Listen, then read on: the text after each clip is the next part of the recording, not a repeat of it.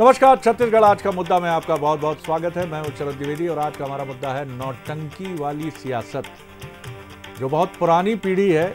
आपके घर में आपके दादाजी हों तो उनसे पूछिएगा कि सोहराब मोदी साहब के समय जो फिल्में बनती थी उनमें किसका प्रभाव होता था। तो जो फिल्मों के शौकीन बुजुर्ग होंगे वो कहेंगे नौटंकी शैली, हमारा खून खून है, तुम्हारा खून पानी है। इस तरह की शैली में जवाब और डायलॉग बाजी हुआ करती है। अब क्या ये भी नौटंकी उतर आई है सियासत में? रायपुर में एबीवीपी और एनएसयूआई के बीच विवाद ने राजनीतिक रंग ले लिया। कॉलेज की लड़ाई कानून व्यवस्था और सच झूठ तक आ पहुंची। कांग्रेस प्रदेश अध्यक्ष ने थाने में धरना दिया तो सरकार ने इसे नौटंकी बता दिया। पहले देख लीजिए ये रिपोर्टवा, उसके बाद नौटंकी वाली सियासत पर झमाझम डिबेट। जी कितना बेबस होकर बैठे हैं आप लोग।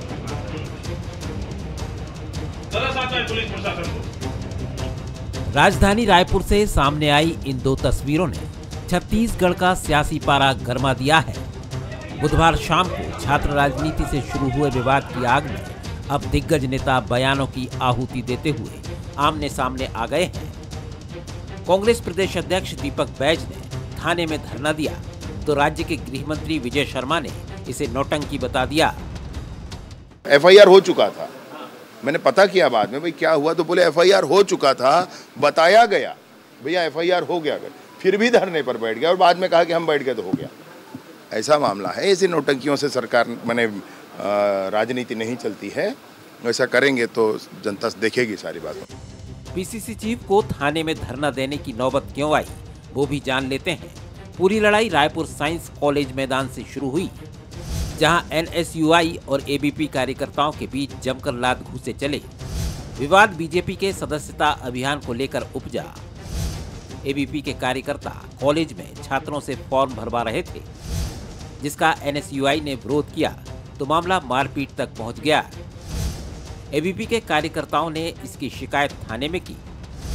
जब एनएसयूआई भी कंप्लेंट करने पहुंची तो पुलिस ने एफआईआर नहीं लिखी, जिसे लेकर थाने में जमकर हंगामा हुआ। कांग्रेस प्रदेश अध्यक्ष भी थाने में जाकर कार्यकर्ताओं के साथ धरने पर बैठ गए, जिसे गृह मंत्री ने नौटंकी बताया। तो दीपक बैज ने विजय शर्मा पर झूठ बोलने और बीजेपी कार्यकर्ताओं पर कानून को जेब में लेकर चलने के आरोप लगाए। झूठ बोल के आप अपने आप को सही साबित नहीं कर सकते, क्योंकि आपकी कानून व्यवस्था आप सिर्फ भारतीय जनता पार्टी कार्यकर्ताओं की सुरक्षा के लिए है और आपकी कानून व्यवस्था को आप जेब में लेकर चलते हैं, ना कि जनता की सुरक्षा के लिए। कांग्रेस प्रदेश अध्यक्ष ने कार्यकर्ताओं की आवाज बुलंद की, थाने में 5 घंटे बिताए। इसके जरिए दीपक बैज ने शासन प्रशासन को हर मोर्चे पर संघर्ष का संदेश दिया तो कार्यकर्ताओं के साथ भी कंधे से कंधा मिलाकर खड़े नजर आए। जिसे कांग्रेस खास मान रही है तो बीजेपी नौटंकी बताने में जुटी है। यानी छत्तीसगढ़ में फिलहाल नौटंकी वाली सियासत जारी है।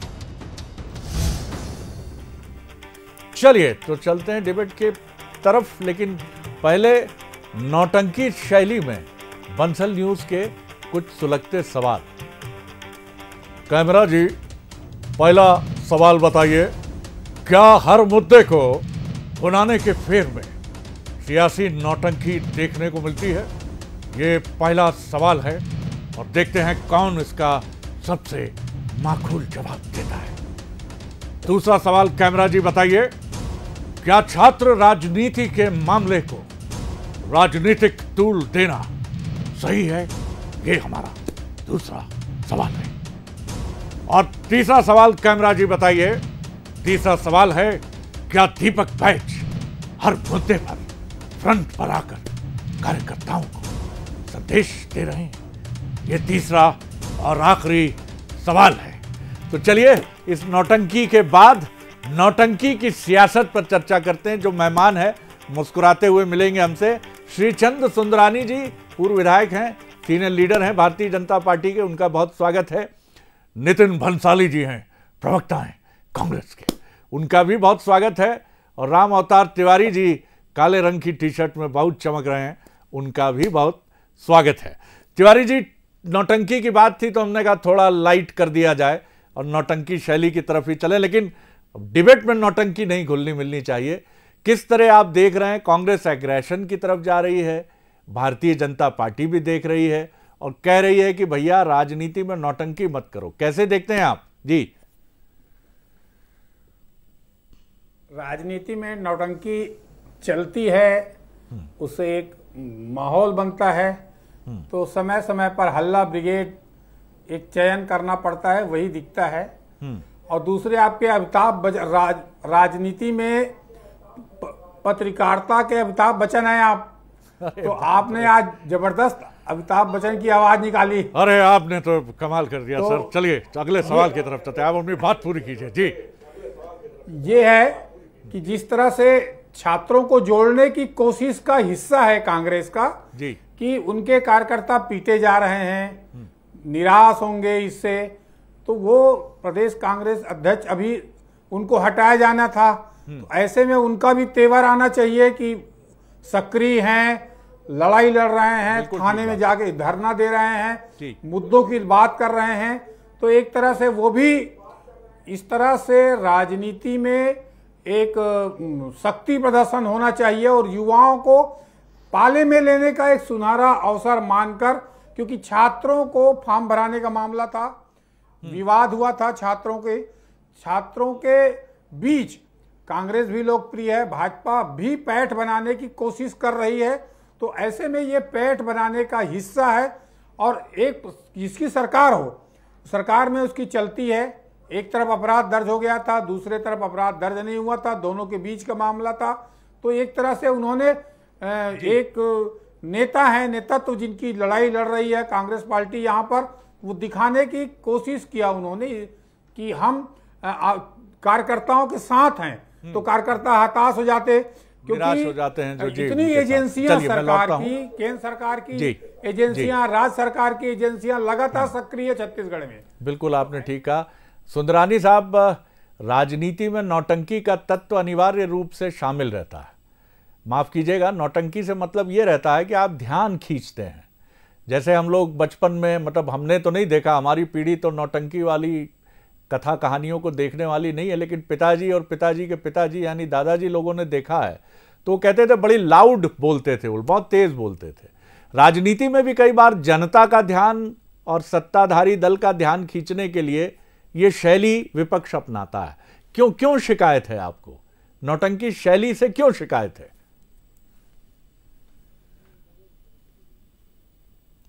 सुंदरानी साहब, आवाज पहुंची मेरी आप तक?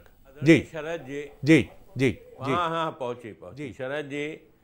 नौटंकी शब्द से हमें कोई ये नहीं है, इत्तेफाक नहीं रखते हम, नहीं तो नौटंकी करते ही हैं इनको, क्योंकि ये संभावना है कि दीपक बैज जी को तत्काल हटाया जाएगा। कांग्रेस राष्ट्रीय नेतृत्व उनको हटाने पे विचार कर रहा है, नए अध्यक्ष की खोज कर रहा है।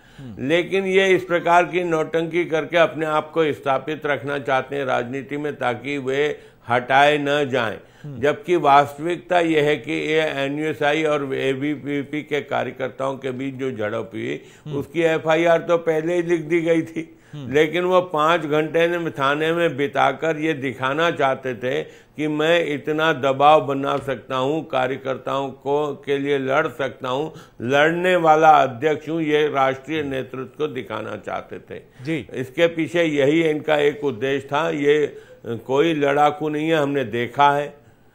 5 साल से वो प्रदेश के अध्यक्ष हैं, कांग्रेस के लोकसभा के मेंबर रहे, वो चुनाव हार गए, बस्तर से हार गए जहां पे उनकी पहले लोकप्रियता रही, वहां भी अब शून्यता पे पहुंच गए। तो ये अब अपने आप को अध्यक्ष बनाए रखना चाहते हैं, इसके लिए इस प्रकार की नौटंकी कर रहे हैं। और ऐसी नौटंकियों का राजनीति में कोई स्थान नहीं है। ये नौटंकी को कार्यकर्ता भी जानते हैं और प्रदेश की जनता भी जानती है। देखिए, नौटंकी का तो जीवन में और राजनीति में बड़ा महत्व है। स्कूल में हम लोग होते थे तो I am suffering from fever since last night, अचानक पेट में दर्द होता था, स्कूल से छुट्टी, ऑफिस से छुट्टी मारने के लिए भी यही था कि कहीं बुखार आ गया अचानक। और ये नौटंकी तो चलती है साहब, और ये नौटंकी राजनीति में भी खूब चलेगी, चलती रहेगी। और मुझे बड़ा अच्छा लगा कि आपने नौटंकी को बड़े भारी नहीं, बहुत विशाल हृदय से स्वीकार किया। बंसाली साहब, बीजेपी का आरोप ये है कि भैया सब कुछ हो चुका था, एफआईआर हो चुकी थी, छात्र संगठनों के बीच का मसला था, इसमें नेतागिरी चमकाने की कवायद के लिए दीपक बैज जी बीच में कूद पड़े। जी।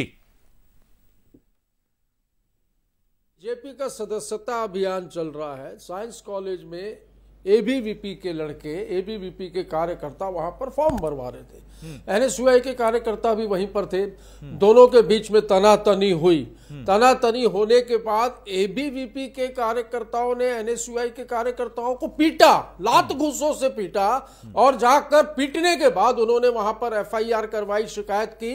तो पुलिस ने बिना जांच के तत्काल एनएसयूआई के हमारे कार्यकर्ताओं के खिलाफ जुर्म दर्ज कर लिया। इसके बाद एनएसयूआई के कार्यकर्ता थाने में जाकर ये कह रहे हैं कि भाई हमें मार पड़ी है, अपराधी और आरोपी तो वो है, उनके खिलाफ एफआईआर करिए। तो पुलिस बिल्कुल मुखदर्शक बनी रही। हमारे प्रदेश कांग्रेस कमेटी के अध्यक्ष दीपक बैज जी कल 5 घंटा थाने में बैठकर पुलिस वालों से प्रदेश की कानून व्यवस्था और अन्य चीजों को लेकर काफी उनकी गर्मा गर्म बहस भी हुई, और उन्होंने एबीवीपी के कार्यकर्ताओं के खिलाफ जुर्म दर्ज करने की मांग की। और तत्काल 5 घंटों के धरने के बाद पुलिस ने एफआईआर दर्ज की, जिसकी कॉपी वो हाथों हाथ लेकर निकले। मुझे लगता है अभी नौटंकी की बात हो ही रही है तो श्रीचंद भैया चश्मा नहीं पहने हुए, चश्मा देता हूं मैं इनको, ये बोलो पहन कर देख ले और तारीख देख ले कि कौन सी तारीख में कितने बजे एफआईआर हुई है। इसमें भी ये भी दर्ज है। तो नौटंकी कौन कर रहा है ये तो साफ दिख रहा है। और उसके बाद प्रदेश के गृह मंत्री कहते हैं कि ये नौटंकी कर रहे हैं, पहले ही जुर्म दर्ज हो चुका था। तो मुझे ऐसा लगता है कि नौटंकीबाज स्कूल की पाठशाला में विजय शर्मा जी ने टॉप किया है, वो टॉपर है, और उनको उसी के टॉप में आने की वजह से उन्हें यहां पर गृह मंत्री बनाया गया। प्रदेश की कानून व्यवस्था ध्वस्त है। हम राजधानी रायपुर की बात करें, ललित महल में पूछिए, बैठे हैं शनिवार को क्या हुआ है। एक कार्यक्रम संचालित था, उसमें बजरंग दल और हिंदू सेना और युवा मोर्चा के लड़के स्टेज के ऊपर चढ़ गए, कार्यक्रम को बंद करवाया और वहां पर हनुमान चालीसा का पाठ पढ़ा और पुलिस को बोला दम नहीं है किसी में, कोई आगे मत आना। कटोरा तालाब में यहां पर 2 गुटों के बीच सड़क पर भारतीय जनता पार्टी के लोगों के द्वारा मारपीट की जाती है। सीतापुर में बहन के खिलाफ बाजार से लौट रही बहन के खिलाफ कर रहे हैं आपके मित्र कांग्रेस के सीनियर लीडर डीपीएस में बड़े सवाल खड़े कर रहे हैं। के बाद कांग्रेस के द्वारा आवाज उठाने के बाद डीपीएस में एफआईआर पॉस्को एक्ट के तहत दर्ज की गई है। सुंदरानी जी जवाब दीजिए सर, जवाब दीजिए मामले को लेकर। चलिए जवाब ले लेते हैं, नितिन जी जवाब ले लेते हैं। सुंदरानी सर बताइए सर जी। देखिए ये कितनी भी बात कर लें बंसाली जी, मैं इनको सुन रहा था लगातार, ये बड़ी बड़ी बातें करते हैं। वास्तविकता यह है, मैं बताऊं कि भारतीय जनता पार्टी की सदस्यता का कोई फॉर्म नहीं है, न फॉर्म पे सदस्यता की जा रही है, न एबीवीपी के कार्यकर्ता भारतीय जनता पार्टी के सदस्य बनाने निकले थे। भारतीय जनता पार्टी की सदस्यता तो ऑनलाइन चल रही है, इसकी शुरुआत भी 3 तारीख से हुई है। और अभी कहाँ से एबीवीपी के कार्यकर्ता भारतीय जनता पार्टी, नहीं आपने कहा फॉर्म भर रहे थे, और एबीवीपी का कार्यकर्ता कभी भारतीय जनता पार्टी की सदस्य नहीं बनाता, इसलिए तो विरोध किया है। नहीं ये आप एक तो गलत आरोप लगा रहे हैं, दूसरा आप एबीवीपी के कार्यकर्ताओं पे आप गलत आरोप लगा रहे हैं। और मारपीट की बात है, निश्चित रूप से पुलिस में मामला जांच करेगी, दोषी व्यक्ति नहीं बचेगा चाहे कोई भी हो, ये बात को मैं कह सकता हूं। दूसरी बात, राजनीतिक क्षेत्र में इस प्रकार का इतना खाली है क्या प्रदेश अध्यक्ष जी कि 5 घंटा थाने में बैठ रहे हैं? प्रदेश अध्यक्ष कांग्रेस पार्टी का अगर 5 घंटा थाने में बैठेगा एक कार्यकर्ता की एफआईआर के लिए, ये नौटंकी नहीं तो क्या है? इसके पास इतना समय है प्रदेश की राजनीति जिसको करनी हो। कभी 10 सेकंड नितिन जी 10 सेकंड में जवाब दे दीजिए, फिर मैं आगे बढ़ूंगा तिवारी साहब की तरफ। कभी भारतीय जनता पार्टी नहीं, श्रीचंद भैया अगर 24 घंटा और 7 दिन भी अगर कार्यकर्ताओं के हित के लिए बैठना होगा, उनके साथ अन्याय हो रहा होगा, बैठना होगा, तो पूरी प्रदेश अध्यक्ष नहीं पर राष्ट्रीय अध्यक्ष और पूरी कांग्रेस पार्टी बैठ जाएगी। आप लोगों के जैसा नहीं, आपके कार्यकर्ता कहते फिर रहे हैं, हम लोगों से मुलाकात होती तो कहते हैं कि भाई आपके अध्यक्ष बड़ा अच्छा काम कर रहे हैं, हमारे साथ कोई घटना घटित होती तो हमारी पार्टी के लोग खड़े भी नहीं होते। एक चिंता है कि जिस तरह दोनों दल अलग अलग भूमिकाओं में जब होते हैं, कांग्रेस और बीजेपी, तो वो उन एजेंसियों को लेकर जो अपना काम करती हैं और निष्पक्ष रहने की कोशिश करती, उनको लेकर भी बड़ी टीका टिप्पणी होती है। अब यहाँ हमने बीजेपी से भी सुना है जब विपक्ष में थी कि पुलिस मूक दर्शक बनी रही। मुझे लगता है अगर आर के लक्ष्मण साहब होते तो उनका कार्टून यही होता पहले पेज पर नीचे कि एक पुलिस वाला है जिसकी आवाज़ ही नहीं निकल रही है, और उसका उत्तर यह है कि भाई बोलते क्यों नहीं। तो उन्होंने कहा दोनों पार्टियां कहती हैं मूक दर्शक हो, तो आवाज़ ही चली गई इनकी, अब बोल ही नहीं पाएंगे।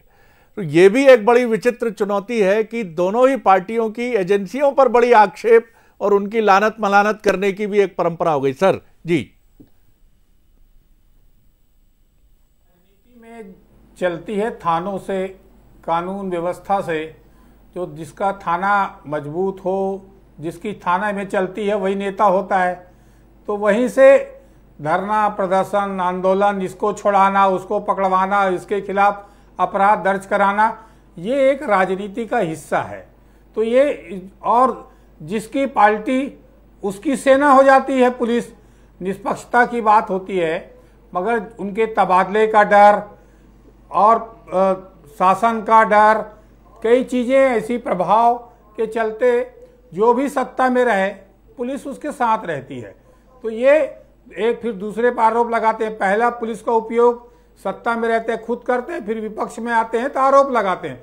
ये एक राजनीति जो नौटंकी आपने की है ना, वो नौटंकी का भी हिस्सा है, थानों से ही चलते रहता है नेतागिरी। और आप देखेंगे जीवन, आदमी का जीवन भी क्या है, वो जीवन जो एक रंगमंच है, तो बेहतर रंगमंच में जो अच्छा कला कर लिया, कोई माता का अच्छा रोल कर लिया, कोई पिता का अच्छा रोल कर लिया, कोई नेता का अच्छा रोल कर लिया, तो वो सक्सेस माना जाता है।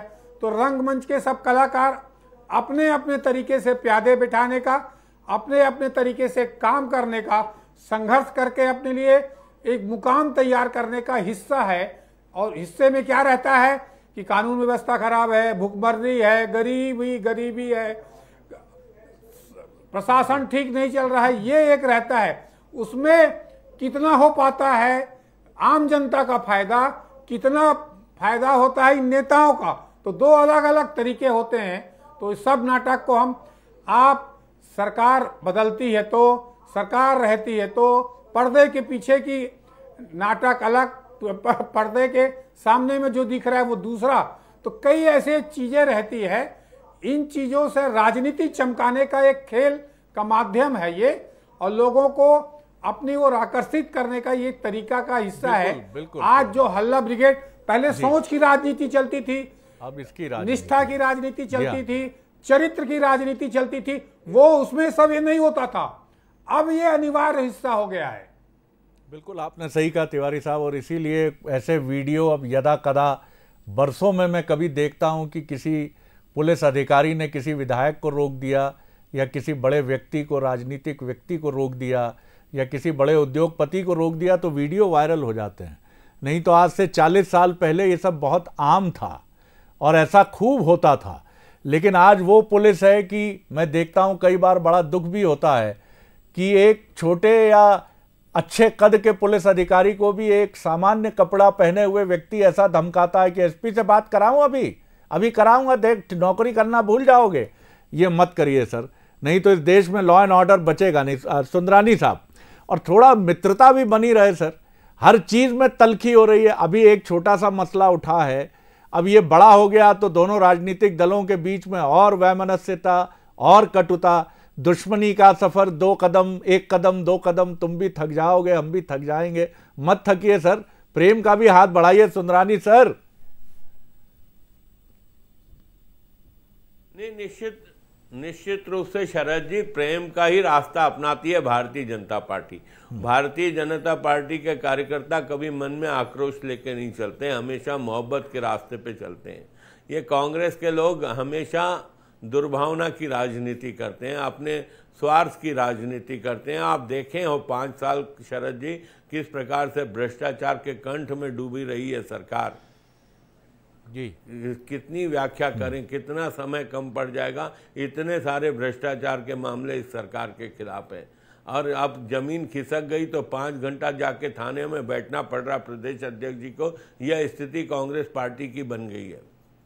बंसाली साहब, आप उस पार्टी से आते हैं, 5 घंटा नहीं 24 घंटा 7 दिन भी यदि कार्यकर्ताओं के न्याय के लिए लड़ना होगा, जनता के हितों के लिए लड़ना होगा, तो थाने का क्या, आपके मुख्यमंत्री निवास का और विधानसभा का भी घेराव करेंगे।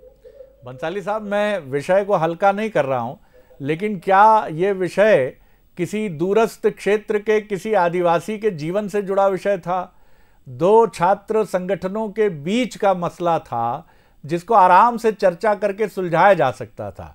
ये किसी गरीब के आंसू पोंछने का विषय भी मुझे लगता है, मैं संकोच से कह रहा हूं लेकिन कह रहा हूं मैं कि ये वो भी विषय नहीं था। नहीं तो मैं आपके 5 घंटे नहीं, हम सभी ये समवेत सहमत होते कि ये तो अनवरत आंदोलन का विषय है, निरंतर चलने वाले आंदोलन का विषय है।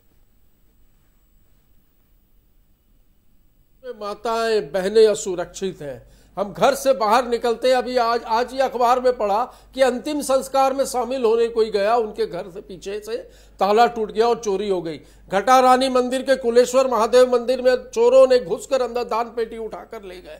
हम मुख्यमंत्री के गृह जिले जशपुर की बात करें, 7वीं और 8वीं क्लास की बच्चियों के साथ दुष्कर्म की घटना हुई है। डीपीएस की बात करें, हम डीपीएस में कांग्रेस ने ही दबाव बनाया, तब जाकर जो बच्ची के साथ जो यौन उत्पीड़न की जो घटना घटी है उसके खिलाफ पुलिस ने एफआईआर की है। तो ऐसा बिल्कुल भी नहीं है कि हमने हमारे छात्रों के लिए, हमने प्रदेश की जनता के लिए भी निरंतर आवाज उठाई है और उठाते रहेंगे। और ये जो बार बार कह रहे हैं 5 घंटा नहीं, 24 घंटा 7 दिन भी यदि प्रदेश की जनता के हितों के लिए और हमारे कांग्रेस के कार्यकर्ताओं के लिए लड़ना होगा तो लड़ेंगे, थाना घेरेंगे, मुख्यमंत्री निवास घेरेंगे, विधानसभा घेरेंगे, बिल्कुल करेंगे, क्योंकि लोकतंत्र में आंदोलन करने का अधिकार, अपनी आवाज उठाने का अधिकार हम सबको दिया है, आपको भी दिया है, मुझे भी दिया है। आपके भ्रष्टाचार के मुद्दे उठाने पड़ूं तो 5 घंटे का डिबेट भी कम कर लो। 5 घंटे मैं फ्री बैठा हूं, कोई काम नहीं है शरद। चलिए इस पे शास्त्रार्थ करेंगे सर, मैं भी देखूं कितने भ्रष्टाचार। जी लेकिन वो शंकराचार्य और मंडन मिश्र की मर्यादा का भी ध्यान रखना होगा, क्योंकि शास्त्रार्थ बड़ा उच्च कोटि का सब्जेक्ट है और मेरे जैसा एक मतलब अज्ञानी एंकर उस शास्त्रार्थ के लिए किसी विद्वान रेफरी को जरूर ढूंढेगा। तिवारी साहब आपकी तरफ आ रहा हूं मैं। ये दृश्य आगे भी बढ़ता चला जाएगा, लेकिन लॉ एंड ऑर्डर और ये जो तमाम मसले हैं जिनका आरोप कांग्रेस लगा रही है, लेकिन उसको विषय चुनने में क्या आपको लगता है सावधानी और अधिक बरतनी चाहिए, जिससे जनता भी उसके जन आंदोलन के इन विषयों के साथ जिसका वो दावा कर रही है उससे जुड़ सकें, कनेक्ट कर सकें खुद को? आगामी दिनों ऐसा लगता है मुझे कि प्रदेश की राजनीति में और विवाद तल्ख बढ़ेंगे, उसके संकेत हैं। कुछ घटनाक्रमें कुछ चीज़ें जो है वो बढ़ेंगे, क्योंकि पहला चुनाव है, नगरीय निकाय चुनाव, पंचायत चुनाव है, फिर सत्ता के समीकरण को सबको साधे रखना है। तो इस सत्ता के समीकरण में सब जहां है वहां पर से आगे मजबूत रहें। तो अपनी मजबूती के लिए ये नौटंकी, ये राजनीति और ये तल्ख चलते रहेंगे और बढ़ेंगे जैसे जैसे आएंगे, परंतु समय से पहले हो रहा है। अभी विकास की जो बात है छत्तीसगढ़ में, उन गरीब आदिवासियों के, उन पिछड़े इलाकों के, उन पे बहस, उन पे काम हो और कैसे काम के लिए दबाव बनाएं, उसकी तरफ अगर गति जाती तो प्रदेश का फायदा और अच्छा होता। परंतु जो अभी जा रहे हैं आपसी टकराहट ज्यादा है, इसको कम करके राजनीति में बिल्कुल कोई इधर जाता है, कोई उधर चले जाता है, पार्टियां सरकारें बदलती हैं, परंतु जनता के जो मुद्दे हैं, लोकतंत्र जो मजबूत हो, उस दिशा में अगर राजनीतिक दल काम करें तो ज्यादा फायदेमंद होगा। अन्यथा जो इस तरह के चीजों से जो हमारी संस्थाएं हैं, पुलिस है, कोर्ट है, एजेंसियां हैं केंद्र सरकार की, वो एक तरह से कमजोर ना हो, ये देखा जाना चाहिए। बहुत एक छोटे से उदाहरण के साथ आप सब विद्वानों के सामने इस बातचीत को हम विराम देंगे। सागर विश्वविद्यालय, डॉक्टर हरि सिंह गौर विश्वविद्यालय, 53-54 का समय है, कुलपति हैं, उनकी एंग्लो इंडियन पत्नी है और उनकी युवा पुत्री है। छात्रों ने अचानक आंदोलन कर दिया और कुलपति बंगले के सामने धरने पर बैठ गए। गर्मी के दिन थे। कुलपति महोदय ने कहा, ये मेरा मुर्दाबाद और मुझे हटाओ की बात जरूर कर रहे हैं, लेकिन मेरी यूनिवर्सिटी के विद्यार्थी हैं, इनके भोजन की व्यवस्था हमें अपने घर से करनी होगी। उनकी पत्नी, उनकी पुत्री और सेवक उन आंदोलनकारियों को भोजन और ठंडा पानी मुहैया करा रहे थे। ये वो दौर है राजनीति का, एक दौर वो भी रहा है और आज के दौर की विजय शर्मा जी थाने पहुंच जाते, कहते कि हाँ FIR लिख लीजिए, और आपको पानी वानी मिला दीपक जी, चाय मंगवाएं? क्या ये सब कल्पना की बातें हो गई हैं? अब सिर्फ यही बात है, नौटंकी नौटंकी नौटंकी। सोचें तो हम, कभी झांके तो अपने मन में, क्या ऐसा कभी नहीं होता था?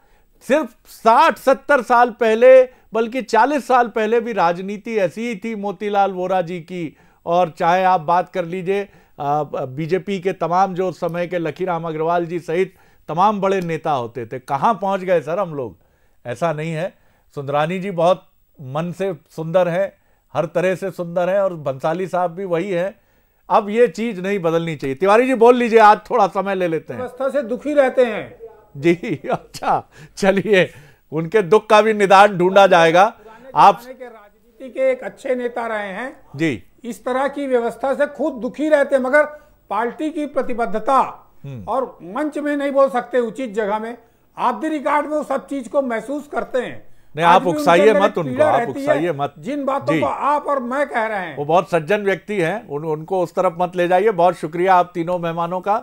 और आगे देखिए, राजस्थान और आंध्र प्रदेश के बाद मध्य प्रदेश में कहां हुआ ब्लैकमेलिंग का साइबर फ्रॉड के जरिए गंदा खेल, और क्या प्रधानमंत्री नरेंद्र मोदी रुकवाएंगे रूस यूक्रेन की जंग? तमाम बड़ी खबरें हैं हमारे खास बुलेटिन में प्राइम टाइम सहयोगी ललित के साथ। नमस्कार।